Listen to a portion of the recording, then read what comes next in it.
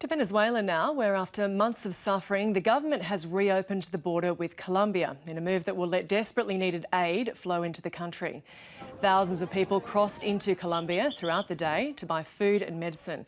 The border has been closed for the past 4 months after the opposition tried to bring in aid via the route.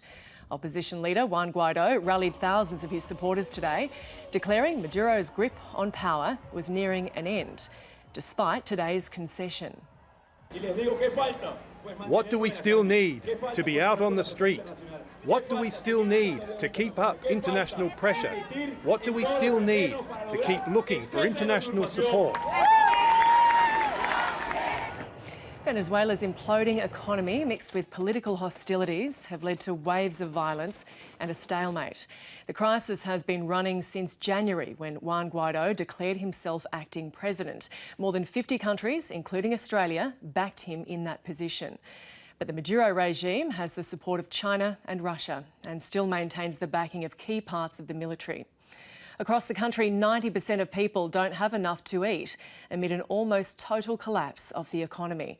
The IMF is forecasting that this year the situation will get even worse, with inflation set to hit 10 million%. It's hard to imagine how that's even possible, but for Venezuelans, that's the miserable reality. Over the next 2 nights, we'll bring you an in-depth look at life on the ground in Venezuela. ABC correspondent Zoe Daniel and cameraman Niall Lenihan are in Caracas for this special series. Until recently, the world's largest oil reserves made Venezuela the wealthiest country in South America. Even now, the capital Caracas could almost be a normal city, until you look closely. It means Diasnel Rincon is doing a good trade in fixing old and broken shoes all day, but he pays a price as the country falls apart before his eyes. Venezuela is a rich country, but corrupt politicians have damaged it. Venezuelans are infuriated with their president, Nicolas Maduro. They blame him for the extreme cost of living. The local currency is virtually worthless.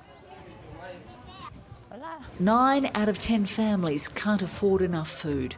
The situation is so bad that the average person has lost 11 kilograms in a year, and several babies die every week from malnutrition. Hola. Hola, ¿cómo estás? ¿Cómo estás?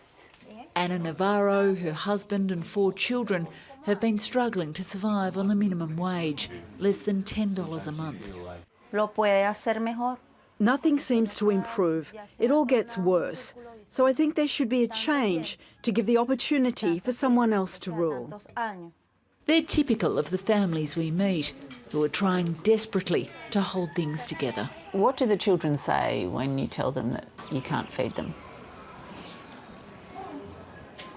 It's difficult, huh? Es muy difícil, te dice ella. Sí. Here, the children get 1 meal a day from a soup kitchen. It's not much, just beans and broth, but it's better than nothing for the moment. So what does money buy you here? In short, not much. A kilo of meat or a carton of eggs will cost you 3/4 of your monthly salary. Throw in half a kilo of tomatoes, maybe a kilo of onions or potatoes, and that's your entire paycheck gone. And the inflation is so bad that the price can change by the hour.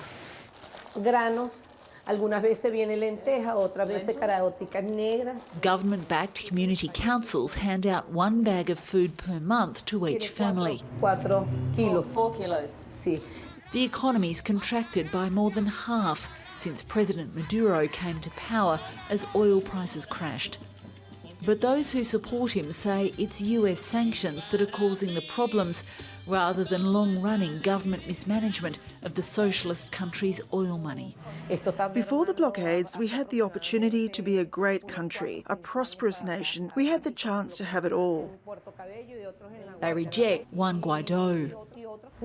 A president like that wouldn't be accepted in the US. A self-proclaimed president would not be accepted in other countries. So why do we have to accept him here? But outside, where an open sewer spews filth into the street, the sentiment is different. Nearby, a man stops us, keen to have his say. Los hombres y mujeres pensantes de este país Women and men, young and old, have to realise the critical situation the country is going through these days: hunger, misery, repression and unemployment. Venezuelans are commonly punished by government-backed thugs for speaking up like this. His outburst was filmed. However, in a country where money now makes a bag but can't buy one, there comes a point where things speak for themselves. Zoe Daniel, ABC News, Caracas. And tomorrow night, in the second part of our series, Zoe looks at why this crisis in Venezuela has gone on for so long.